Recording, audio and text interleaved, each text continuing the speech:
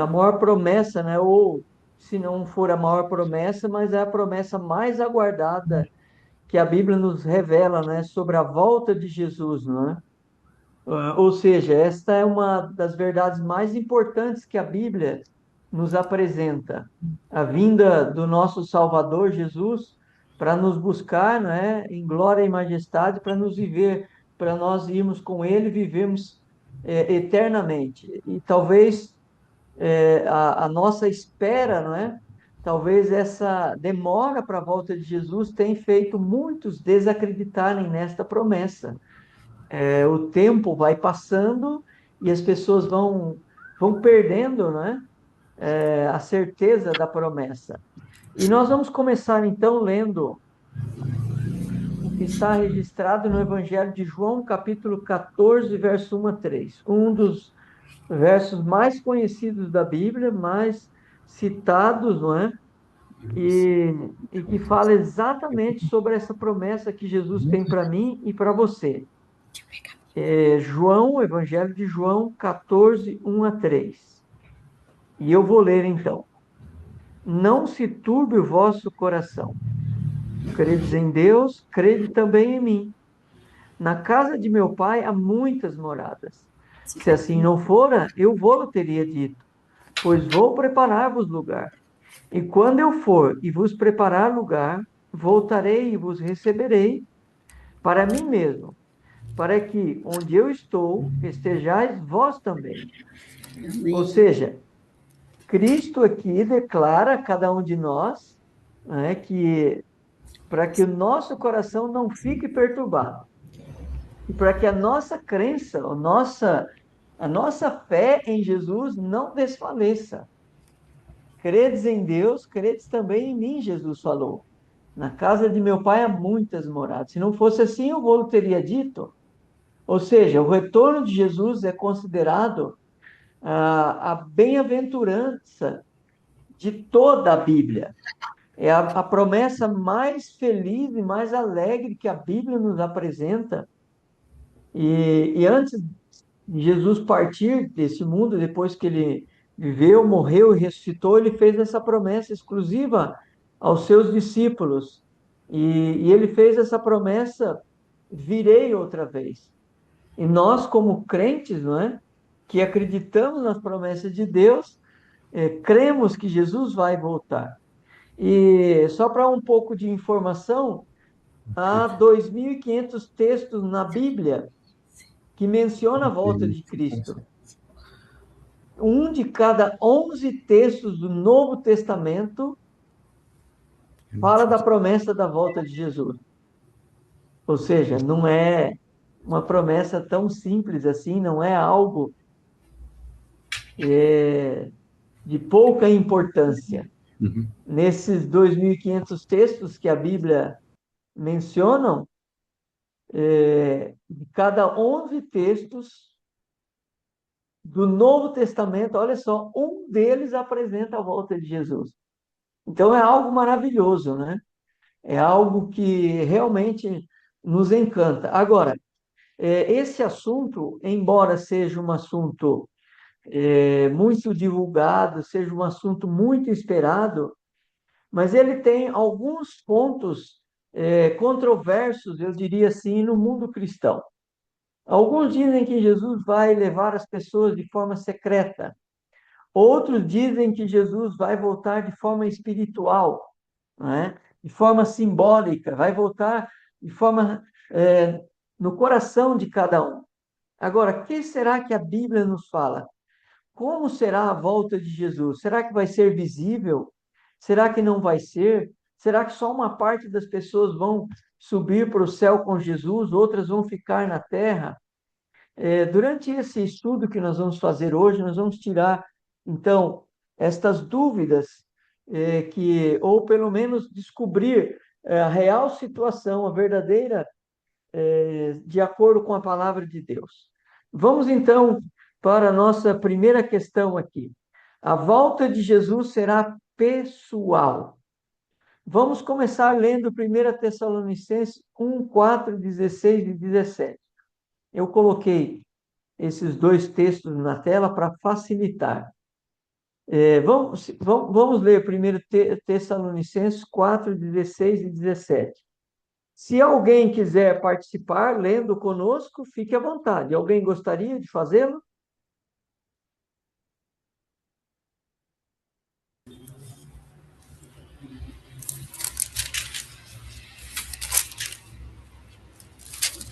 A Bíblia diz que Jesus vai voltar de forma pessoal, não por símbolos ou sinais, mas ele mesmo voltará de forma glorificada. Será um encontro com todos os salvos.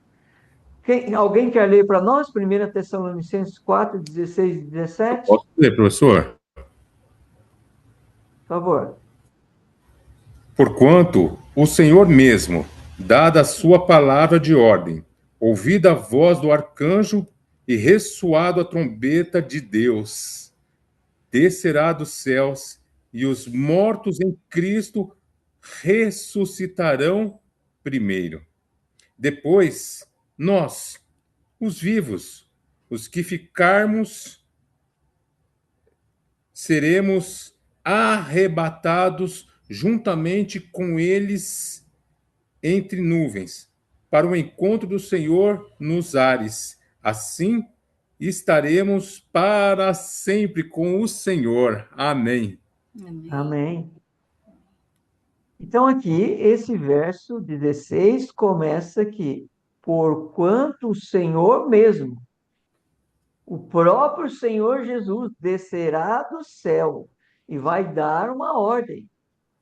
E quando essa ordem for dada, e vai ser ressoada a trombeta, então está dizendo aqui que Cristo ele não vem, né, de forma simbólica, nem por sinais, e nem de forma secreta. Cristo ele virá pessoalmente e ele mesmo vai dar a ordem aqui. E diz aqui que descerá dos céus e os mortos em Cristo ressuscitarão primeiro. Ou seja, não há nada aqui escondido, não há nada aqui simbólico. 1 Tessalonicenses está dizendo que o mesmo Senhor descerá do céu, de modo algum, não é? E veja então que depois que os vivos, ou melhor, depois que os mortos estiverem vivos, os vivos salvos vão se juntar àqueles que ressuscitaram e subir com Cristo para o céu. E o outro texto que está na tela é de Atos, capítulo 1, verso 11. Esse texto está na tela e eu vou ler esse texto. E esse Jesus, que dentre vós foi recebido no céu, há de vir assim como para o céu o viste subir. Esse texto está se referindo, foi no momento em que Jesus estava se despedindo dos seus discípulos, depois que ele viveu aqui nessa terra, morreu e ressuscitou, e ele voltou para o céu, e da mesma maneira ele disse que os discípulos viram Jesus subir, eles veriam Jesus descer em corpo visível, o próprio Senhor Jesus. E esse Jesus que dentre vós foi recebido no céu, há de vir assim como para o céu o viste subir, o viste ir. Isso significa o quê? Que de forma pessoal, eles viram Jesus subir ao céu, se despedindo deles, não é? Para voltar ao seu trono de glória e majestade. Diz aqui que Jesus voltaria da mesma maneira. Ou seja, a volta de Jesus será uma volta pessoal. Por isso que em Apocalipse, capítulo 1, verso 7, ali afirma que todo olho verá. Vamos ler esse texto? Apocalipse, capítulo 1, verso 7. Vamos lá. Para o último livro da Bíblia, o último livro do Novo Testamento. Apocalipse 1, verso 7.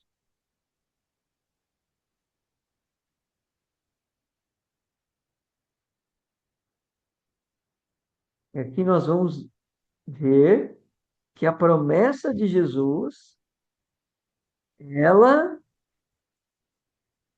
não será para alguns. O que diz aí Apocalipse 1:7? Vamos ler juntos? Eis que vem com as nuvens. De que maneira Jesus vai voltar? Com todas as nuvens, ou com as nuvens do céu. E depois continua dizendo: e todo olho Verá. o Verá. verá, Amém. até Glória a Deus. quantos o traspassaram. E todas as tribos da terra se lamentarão.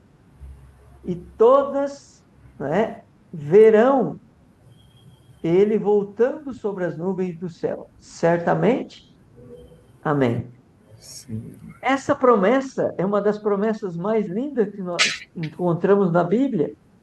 E aqui está muito claro: eis que vem com as nuvens e todo olho verá. Não está dizendo aqui que alguns o verão. Ele não vai voltar de forma secreta para alguns. Sua vinda será inegável, vista por todos os habitantes da terra. Todos aqueles que estiverem vivos sobre a face da terra terão a oportunidade de visualizar Jesus voltando no céu. Por isso será visível para todos e não vai ser algo secreto, porque em Mateus 24:30, esse texto já está na tela, nós podemos acompanhar juntos, a chegada de Jesus vai ser gloriosa e majestosa. Veja o que diz Mateus 24:30. Alguém quer ler para nós o texto na tela? Eu posso ler, professor. Por favor. Então aparecerá no céu o sinal do Filho do Homem, e todas as nações da terra se lamentarão e verão o Filho do Homem vindo sobre as nuvens do céu com poder e grande glória. Então, o texto está claramente dizendo que aparecerá no céu o sinal do Filho do Homem, e todas as nações da terra se lamentarão e verão o Filho do Homem vindo sobre as nuvens do céu, com poder e grande glória. Veja que quando Jesus veio a primeira vez, que ele nasceu aqui no nosso planeta, né, como um bebê indefeso e depois morreu para nos salvar. Diferentemente, agora ele vem com todos os anjos do céu, em glória, em majestade. O capítulo 24 de Mateus é um capítulo muito especial, porque ele fala não só na majestosa volta do Senhor Jesus, como também ele fala dos sinais da volta do Senhor Jesus, quando isso vai acontecer e assim por diante, não é? E esse verso 30 que nós acabamos de ver, que está na tela, diz que ele virá com poder e grande glória. E eu vou ler também agora o verso 31, porque ele é muito importante. Ele faz parte também dessa majestade do céu que virá para nos buscar. Diz assim, ó, verso 31 do mesmo capítulo 24 de Mateus. E ele enviará os seus anjos com grande clangor de trombeta, os quais reunirão os seus escolhidos dos quatro ventos de uma outra extremidade do céu. Então, Jesus ele vem com poder e glória e majestade com todos os anjos do céu. E veja que o verso 31 diz que ele vai dar uma ordem. E os anjos do céu vão fazer o quê? Vão. O que diz ali? Reunirão, Reunir os reunir seus. Não é os isso? escolhidos. Reunir os seus escolhidos. Não sei se vocês sabem, eu imagino que sim, não é? Talvez um ou outro possa não saber, mas cada um de nós temos um anjo que é chamado pela Bíblia de anjo da guarda. Todos nós, quando nascemos, a Bíblia diz que Deus dá uma ordem para que um anjo nos acompanhe do início até o final das nossas vidas. Por isso que lá em Salmo, o salmista diz que o anjo do Senhor acampa ao redor daqueles que o temem e os livra. Imagine quando Jesus voltar nas nuvens dos céus com todos os anjos. Nós vamos ter o privilégio de conhecer o nosso anjo da guarda. Vai ser ele que vai vir e vai nos pegar e nos levar para o encontro do Senhor nas nuvens dos céus. Então Jesus, ele não volta de forma secreta, ele não volta escondido, ele não volta de forma simbólica, ele não volta em sinais, mas ele vai voltar com o quê? De forma majestosa, com todo o poder e grande glória, como disse o primeiro verso de 1 Tessalonicenses que nós lemos, né, que ele vai dar uma ordem e a trombeta vai tocar. E se quando uma trombeta toca, não pode, né, ser silencioso. Imagine todos os anjos do céu vindo com o Senhor Jesus tocando as suas trombetas, não é? Então vai ser uma chegada gloriosa, majestosa. Como diz Apocalipse capítulo 1, verso 16, seu rosto resplandecerá como o sol, seus olhos como chamas de fogo. O livro do Apocalipse descreve Jesus como algo majestoso, grandioso, glorioso. E por isso a sua chegada vai ser majestosa.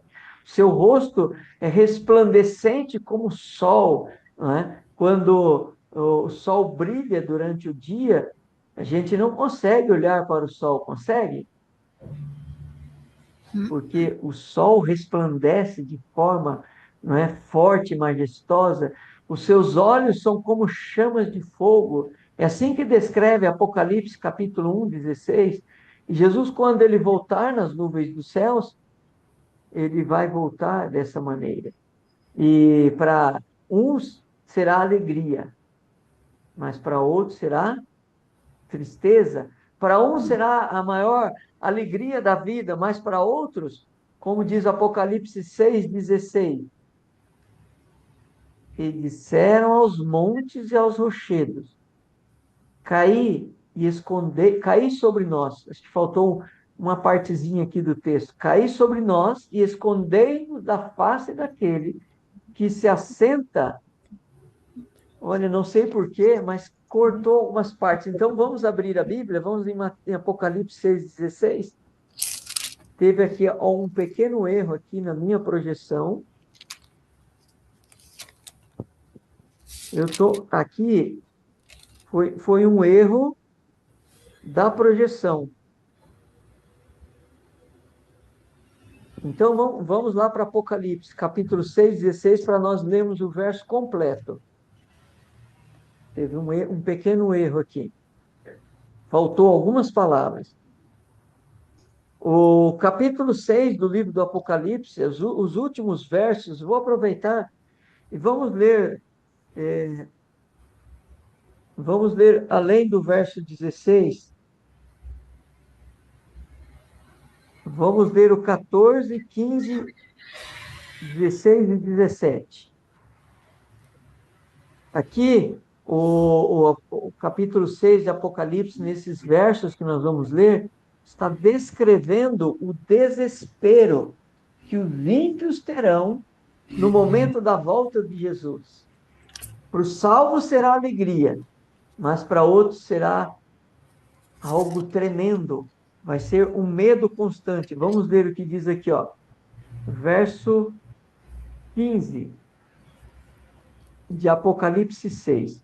Os reis da terra, os grandes, comandantes, ricos, poderosos e todo escravo, diz aqui,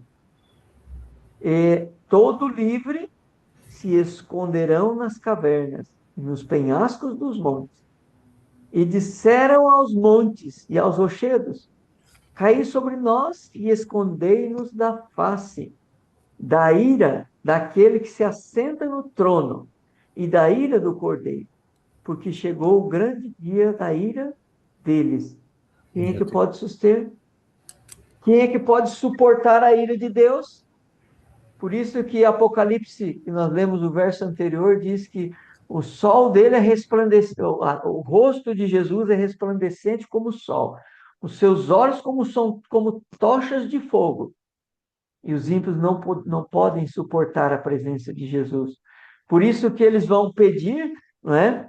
Cai sobre nós, escondei-nos da face daquele que se assenta no trono.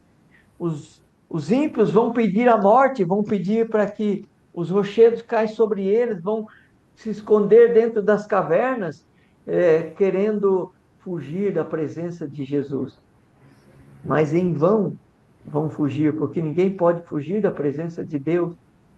Portanto, a volta de Jesus será visível, será majestosa, será gloriosa, não é? E os ímpios não poderão suportar na presença de Jesus. Até aqui, estamos indo bem? Alguma dúvida, alguma pergunta? Alguém tem alguma questão que gostaria de colocar?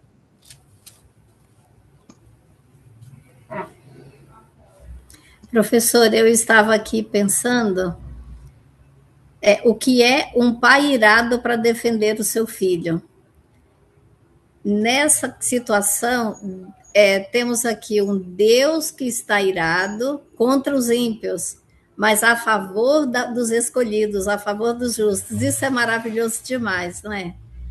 Porque pensar que nós temos essa oportunidade de estarmos do lado dos escolhidos. Exatamente. Ou seja, nós temos a oportunidade, não é, de estarmos salvos naquele momento, a não ser Exatamente. que rejeitemos a salvação. Podemos prosseguir então? Sim. Vamos avançar então. Essa imagem, ela representa exatamente como Jesus vai voltar nas nuvens dos céus com todos os anjos para nos buscar. Não, aí eu fico E pensando. quais são os objetivos da vinda de Jesus? Quais são os objetivos de Jesus a voltar a este mundo? A vir aqui novamente nesse mundo de pecado, de maldade. Vamos voltar lá a 1 Tessalonicenses 4 e vamos ler a partir do verso 13, para a gente encontrar aqui ou rever novamente os objetivos da volta de Jesus. Claro que o grande objetivo, né, da volta de Jesus é nos dar a vida eterna, não é? Nos tirar desse mundo mal. Mas para que isso aconteça, Jesus precisa fazer algumas coisas. Vamos lá então, 1 Tessalonicenses 4, verso 13.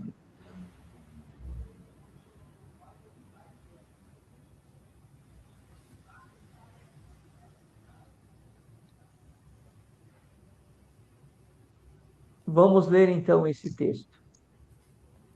Diz assim o verso 13. E depois vamos ler o 16 e o 17. Não queremos, porém, irmãos, que sejais ignorantes com respeito aos que dormem, para que não vos entristecerdes com os demais que não têm esperança. Pois se cremos que Jesus morreu e ressuscitou, assim também Deus, mediante Jesus, trará em sua companhia os que dormem. Um dos objetivos da volta de Jesus é fazer o quê?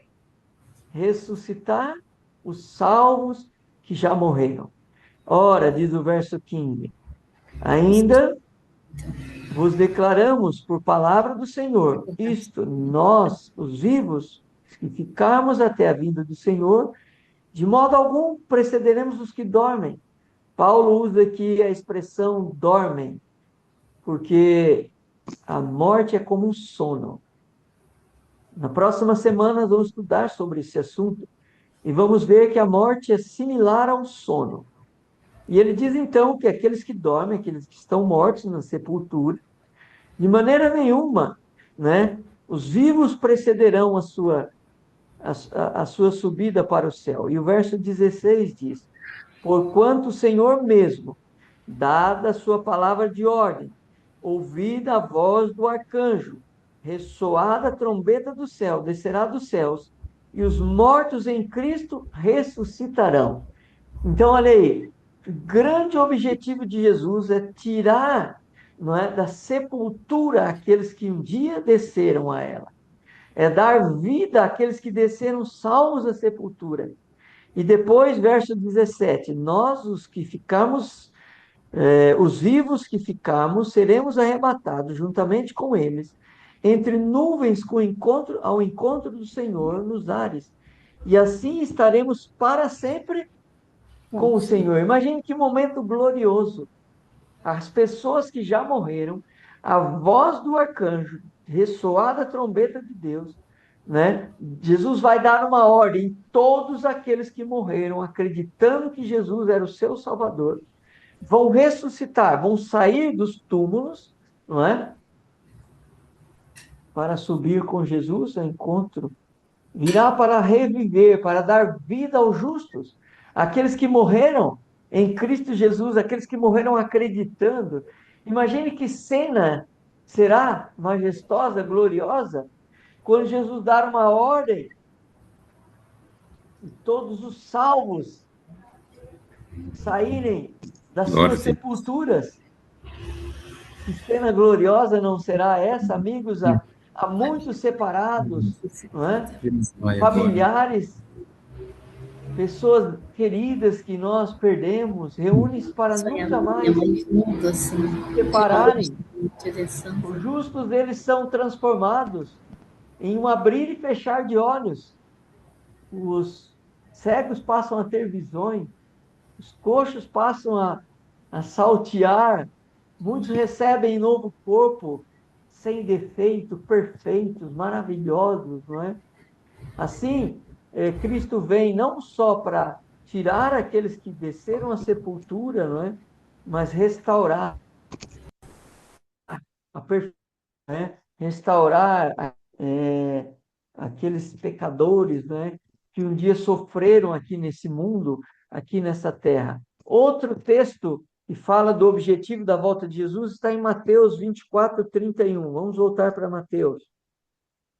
Mateus 24:31 fala que Jesus irá para nos resgatar. Mateus 24:31. Virá para reunir os seus escolhidos, não é? A gente já leu, mas vamos reler novamente esse texto, que ele é muito importante.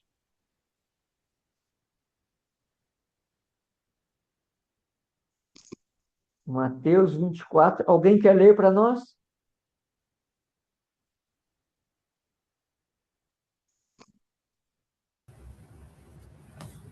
Eu vou ler, professor Eduardo. E Sim, ele faz favor. enviará os seus anjos com grande clangor de trombeta, os quais reunirão os seus escolhidos dos quatro ventos, de uma a outra extremidade dos céus. Aleluia, glória a Deus. Amém. Que bênção. Imagine Que só benção. Jesus nas nuvens dos céus e todos os anjos descendo aqui na terra. E aí, nesse momento, o nosso anjo da guarda se aproxima de nós e vem e nos recolhe, não é? E nos reúne juntamente com todos os escolhidos ao encontro do Senhor nas nuvens do céu. Esse vai ser um momento majestoso, formidável, não é? Então Jesus vem para resgatar os perdidos, não é? Para dar vida eterna àqueles que desceram à sepultura e resgatar, transformar aqueles que estão aqui nesse mundo de pecado, nesse mundo mal, não é? Na volta de Jesus, é, todos nós, todos aqueles que entregaram a sua vida nas mãos do Senhor serão resgatados. É impossível, né, descrever esse momento, descrever esse evento tão maravilhoso que Jesus ele descreve aqui em Mateus 24, né? São palavras do próprio Senhor Jesus dizendo, né, que ele vai dar uma ordem, né, e os anjos do céu virão e nos reunirão, né, todos os escolhidos dos quatro cantos da terra, não é? E o principal de tudo isso, não é? De todas essas promessas, elas só se cumprirão se algo acontecer. Algo que está em Lucas 21, 34 e 36. Vamos lá para o Evangelho de Lucas. Tudo isso só terá importância se, se nós levarmos em consideração o que está em Lucas 21, 34 a 36. Capítulo 21, 34 até o verso 36. Quando todos encontrarem, eu vou ler.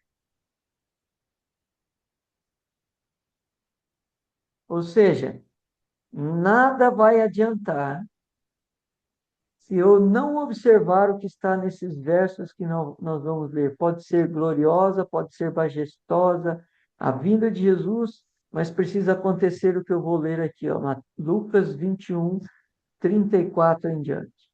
Acautelai-vos, diz o evangelista, por vós mesmos, para que nunca vos suceda que o vosso coração fique sobrecarregado com as consequências da orgia, da embriaguez, das preocupações deste mundo. E para que aquele dia, ele está falando aqui do dia glorioso da volta de Jesus, não não venha sobre vós repentinamente como um laço. Ou seja, te pegue de surpresa, desapercebido, sem preparo. Verso 35. Pois há de sobrevir a todos os que vivem sobre a face da terra. E agora o verso 36. Vigiai, pois, a todo tempo, orando para que possais escapar de todas estas coisas que têm de suceder e estar em pé na presença do Filho do Homem. Ou seja, aqui a Bíblia está dizendo que eu tenho que vigiar e orar a todo tempo. Devemos nos preparar para a vinda de Jesus. Prepara-te, diz a palavra de Deus, ó Israel, para te encontrares com teu Deus. E eu imagino, quer dizer, eu não posso imaginar, eu fico pensando, né, na tristeza das pessoas que conhecem a palavra de Deus e não estarão preparados nesse dia. A angústia com que vai se deter no coração dessas pessoas. O problema é que poucos estão preparados para esse evento. Poucos estão prontos, né, para a volta do Senhor Jesus. E por isso que o evangelista ele diz aqui, ó, vigiai, pois a todo tempo, orando para que possais escapar de todas estas coisas, para que possa estar em pé na volta do Senhor Jesus. A volta de Jesus só vai fazer sentido se nós permanecemos em pé. Porque quando Jesus voltar, nós vimos lá em Apocalipse 6, os ímpios, o que vai acontecer com os ímpios? Eles vão fugir da presença de Jesus, eles vão receber naquele momento, eles não vão poder suportar estar na presença de Jesus. Por isso, a volta de Jesus só faz sentido se nós estivermos preparados. E a pergunta que eu faço nesse momento é uma pergunta muito simples de ser respondida, mas que faz todo sentido. Se Jesus voltasse hoje, eu estaria preparado? Estaria eu pronto para subir com Jesus nas nuvens dos céus ou não? Ou seja, algo está errado se eu não estiver preparado.